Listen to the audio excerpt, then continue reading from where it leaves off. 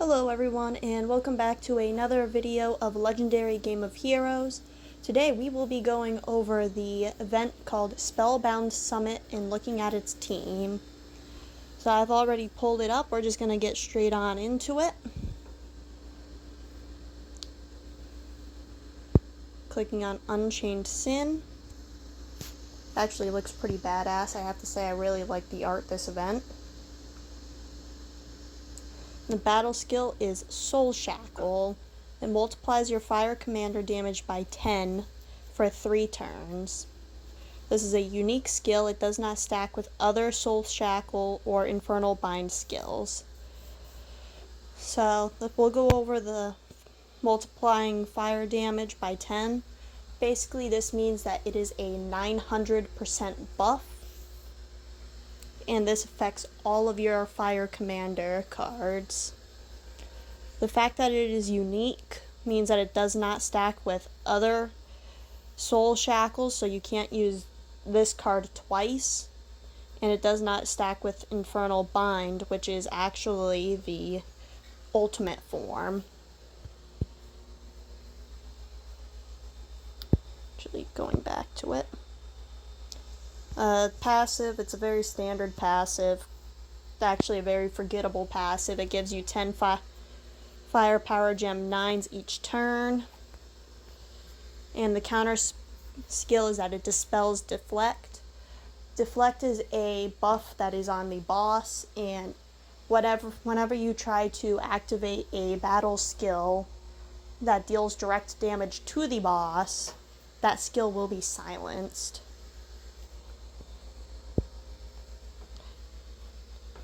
Next up,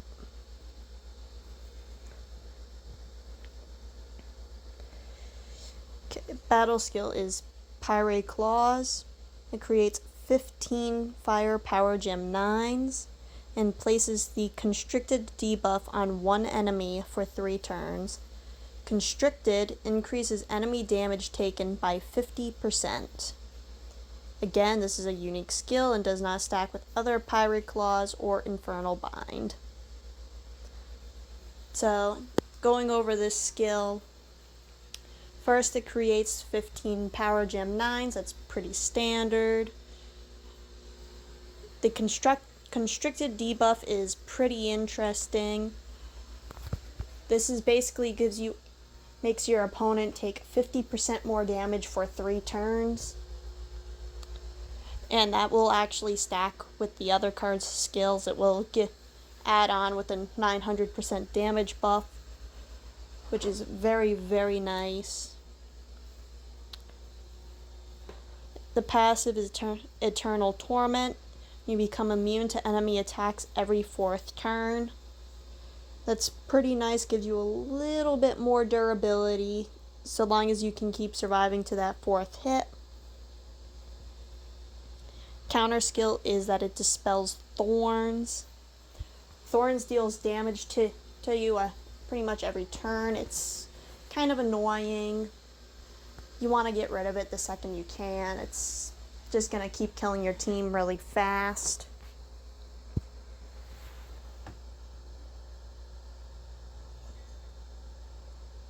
We have the 2 relics here. Obviously, I don't have the season pass, so I'm not getting either of them. We'll go over the Eclipse Choice Coin cards in just a second.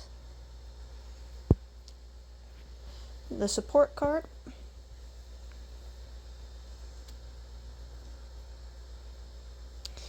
Multiplies self damage by 1.5 for 1 turn.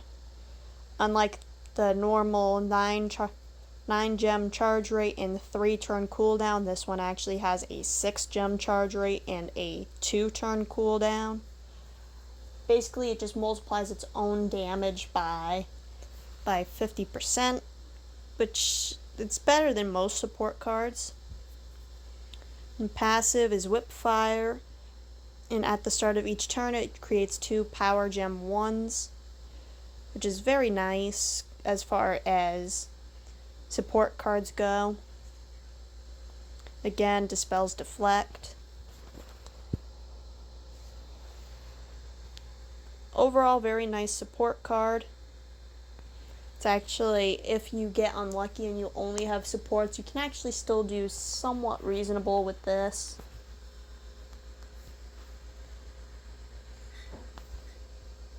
Now, of course, we're going to go over the bonus heroes that you can get and get Eclipse Choice coin rewards. First is Vulcan Naga. Unleash the Magma, dealing all the stored damage and then resetting it to 0. Charge rate of 9 gems, cooldown of 3 turns.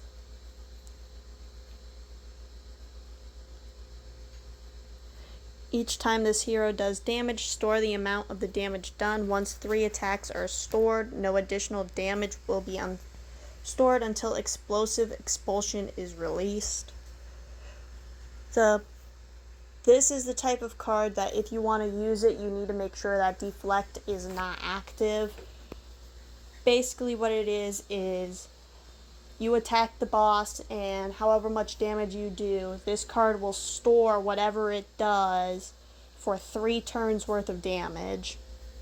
And then on that 3rd turn, you use your battle skill, and it releases all of that damage as one big nuke. And obviously, Deflect is going to cancel that. And passive is Lava Slither, creates 2 Fire Power Gem 3s whenever this hero attacks, which is a pretty standard passive for what the cards were back in the day. This is a little bit older of a card, you can tell, because it is Power Gem 3s that it generates versus the standard Power Gem 9. Going back in time, back to Gen 2.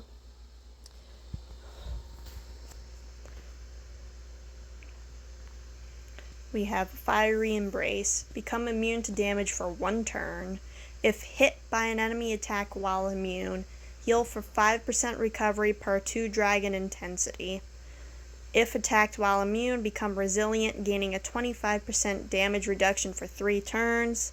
This has a 9 gem charge rate and a 5 turn cooldown.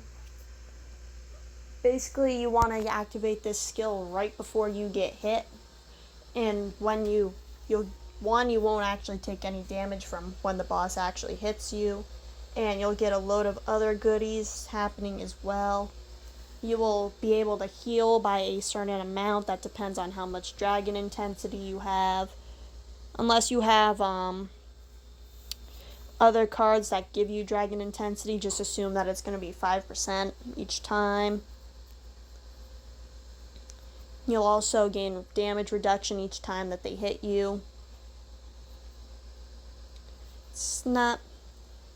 You can definitely tell it's an old card just based off of looking at the battle skill, because class intensity is no longer a thing. Dragon, God, Corrupt, the intensity for those no longer exist. You won't see them in any new mechanics unless the game team decides to do something very special. The passive is Ember Stride. Each time this hero attacks, it creates 3 fire gems, 2 power gem 4s, plus 1 additional power gem if Resilient is active. And it increases dragon intensity by 10.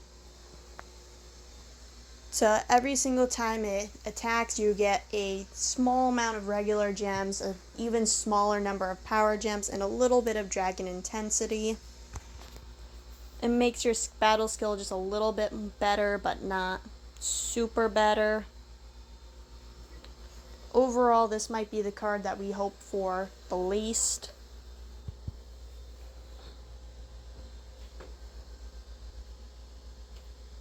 This is the next one.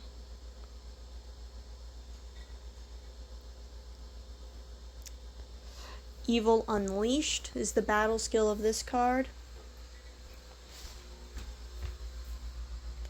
and it is that it creates 4 Power Gem 2s and adds 4 stacks of Persistence for 4 turns and refreshes its duration. Persistence heals for 20% team recovery per stack each turn while active. When Persistence expires, it creates 1 Power Gem 3 per stack, and you can have a maximum of 20 stacks. This has a charge rate of 6 gems and a cooldown of 2 turns. Now, this is a mechanic that we haven't seen in quite a while. We used to call it the Grail mechanic after the first deck that had it. Basically, you want to get a whole bunch of these cards so that way you can get Grail quickly, or in this case, Persistence. And once you hit that maximum of 20, you want to let it expire.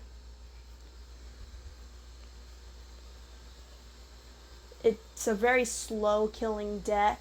Actually, every single one of them was. Mostly just because it only gives you Power Gem 3s, which isn't great when everyone's working with Power Gem 9s. And you have to wait for that Persistence to expire before you can really get your damage going. So that's that. Our final card.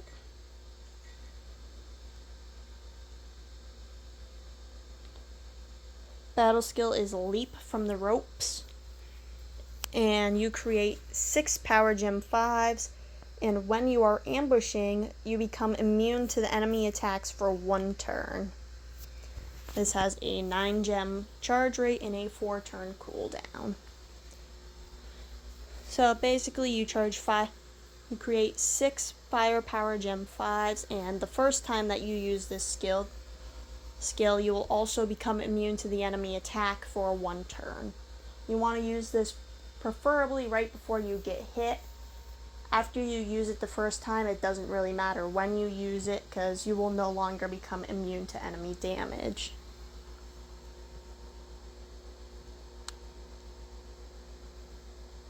So that's that.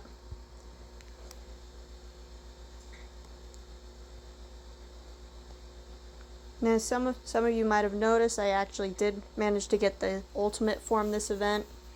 I came up with a sort of decent team for it.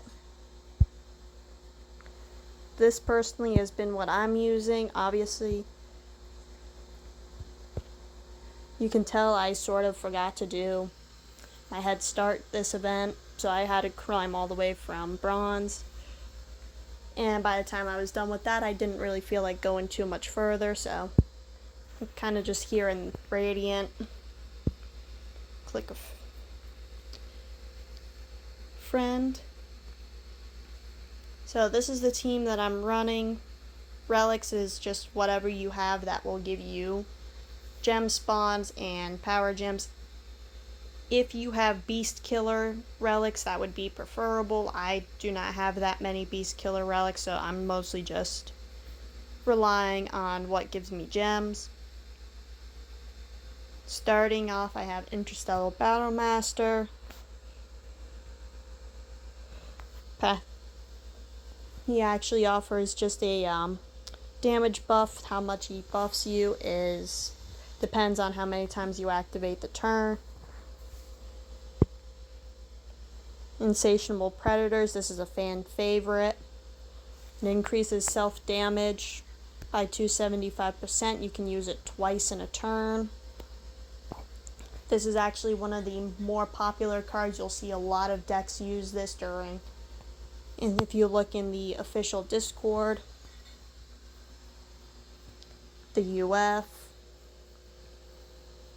Unbowed Warriors of Glory, mostly just so that way my Insatiable Predators can get a buff as well for having that Beast Killer, as well as a lot of power gem generation, as well as a Fire Slayer damage buff that helps it, my Insatiable Predators just a little bit more.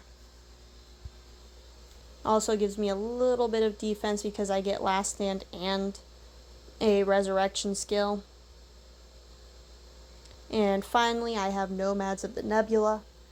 This is a very recent UF that we had, and as you could guess from the other card that we saw, it also gives you a very nice Fire Commander damage buff, and that damage buff increases each time you use the skill. So we're just clicking start.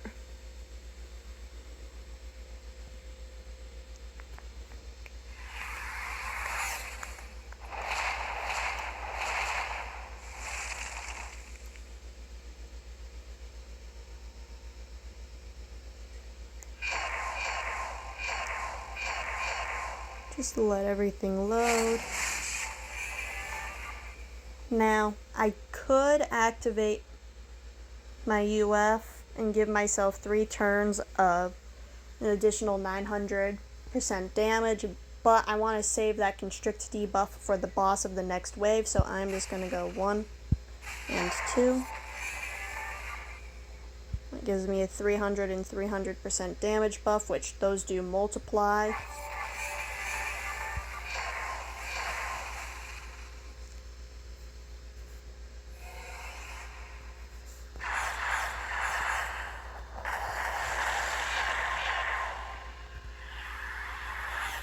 The nice thing that I really love about the Nomads of the Nebula is that you can use its skill literally every turn. See, now that we are on the boss, we go 1, activate my Insatiable Predators, activate the UF, I get a very nice full crush, activate Insatiable Predators again, so that way their damage buff will multiply. Get another full crush, and just for the hell of it, I think this just increases its own self damage. I don't have that card to really know.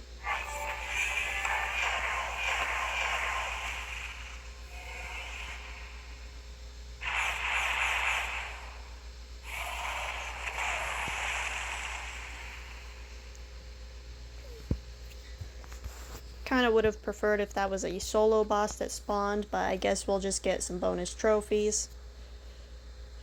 But you basically rinse and repeat that every single time you can during a solo boss fight or a guild boss fight. Actually, do I have any guild bosses? I should. Where is it?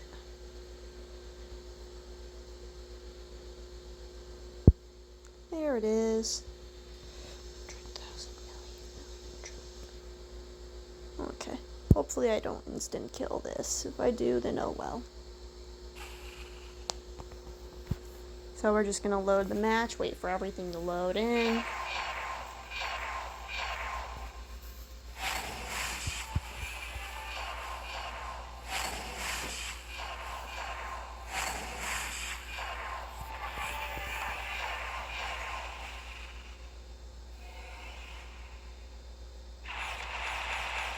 Well, we instant killed it, but that gives you a little bit of a good idea of the damage that this deck can do. Now, obviously, pretty much everything is low level. 71 out of 100, 1 out of 100, 24, 79, 1 out of 70. And my UFs are all only 1 pink star. So, obviously, if you have higher stars on any of these UFs, you're going to deal a hell of a lot more damage than I am. But I hope everyone has a good, fun event. I hope you have fun with this deck. And I will see you next week.